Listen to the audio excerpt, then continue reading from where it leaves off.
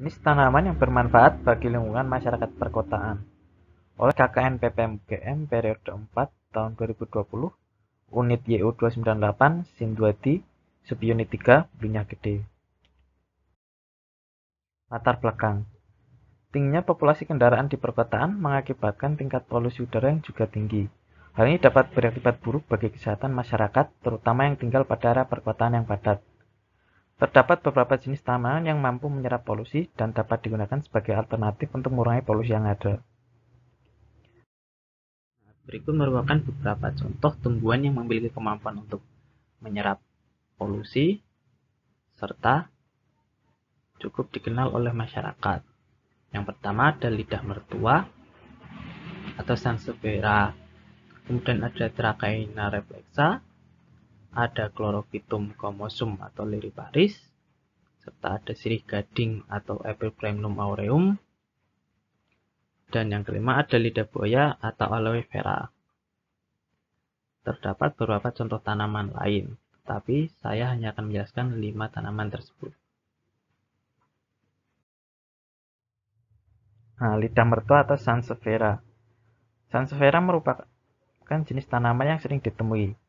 Tanaman ini mempunyai kemampuan untuk menyerap zat polutan karena memiliki bahan aktif regnan glikosid yang berfungsi untuk mereduksi bahan polutan menjadi asam organik, gula, dan asam amino, sehingga unsur-unsur polutan tersebut tidak lagi berbahaya bagi manusia. Untuk perawatan lidah mertua, terdapat beberapa hal yang dapat diperhatikan. Yang pertama, tempatkan di pot dengan drainase yang baik. Hal ini dikarenakan lidah mertua itu tidak tahan terhadap tanah yang terlalu jenuh. Yang kedua, tempatkan di bawah sinar matahari tidak langsung jika menggunakan. Lidah mertua dapat beradaptasi pada berbagai kondisi cahaya, namun sebaiknya tidak di bawah sinar matahari langsung yang terik. Hal ini dapat mengakibatkan daun mengering bahkan terbakar. Yang ketiga, jangan terlalu sering disiram. Lidah mertua tidak terlalu membutuhkan banyak air. Penyiraman yang terlalu sering malah dapat mengakibatkan terjadinya pembusukan pada akar. Dan yang keempat yaitu pemupukan. Untuk pemupukan juga tidak terlalu sering. Pemupukan dapat dilakukan 2 kali dalam 1 tahun. Selanjutnya ada bambu rezeki atau Dracaena reflexa. Dracaena reflexa merupakan jenis tanaman semak yang mampu menyerap logam berat timbal. Nah, timbal ini cukup berbahaya karena dapat mengakibatkan gangguan kesehatan pada pernapasan, tulang, hati, paru-paru, ginjal, limfa, jantung, otak, gigi, dan rambut. Perawatannya hampir serupa dengan perawatan lidah mertua, yang itu memerlukan pot dengan drainase yang baik, ditempatkan di bawah sinar matahari tidak langsung, jangan terlalu sering disiram, dan pemupukan yang juga tidak terlalu sering.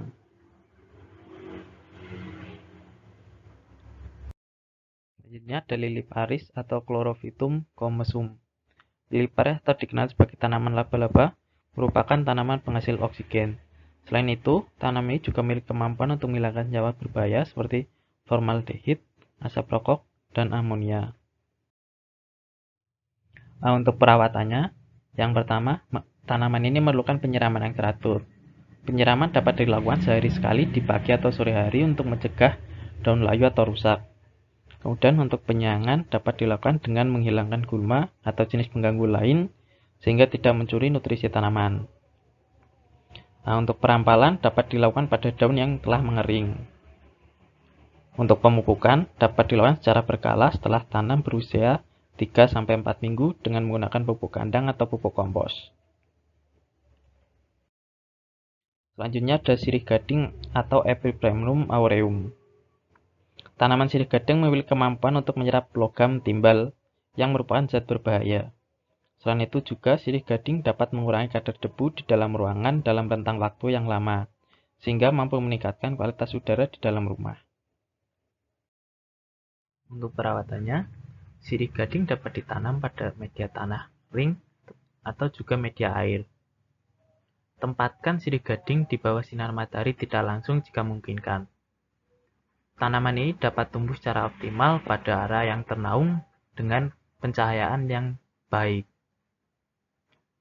Untuk penyiraman sirih gading, penyiraman dilakukan setiap hari dan jangan sampai kekeringan untuk tanaman yang ditanam di pot atau di tanah.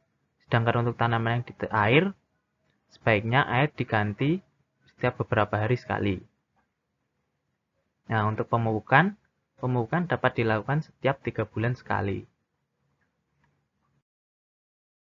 Selanjutnya ada lidah buaya atau dikenal sebagai aloe vera. Lidah buaya mampu menyerap beberapa zat yang berbahaya seperti benzena, formalin, dan sejumlah bahan kimia lain yang dapat mengkontaminasi udara. Tanaman ini juga dapat berfungsi sebagai peninjau kadar polusi. Semakin tinggi kadar polutan dalam suatu ruangan, maka akan muncul bintik-bintik coklat pada permukaan daun lidah buaya. Nah, untuk perawatannya, gunakan pot dengan media tanam dan pengairan yang baik, serta pastikan tanaman mendapatkan sinar matahari optimal. Idealnya, lidah buaya harus mendapatkan sinar matahari selama 8 hingga 10 jam dalam sehari. Oleh sebab itu, untuk posisi tanaman lidah buaya dapat dipindah-pindah, di samping jendela, di pojok ruangan, dan sebagainya sehingga memperoleh cahaya yang optimal.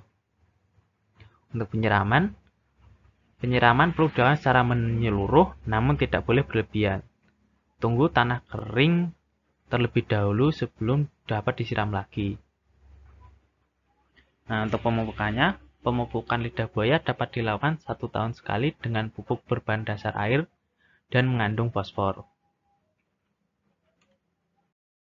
Itu tadi merupakan beberapa contoh tanaman yang dapat bermanfaat bagi lingkungan perkotaan dengan cara menyerap polusi.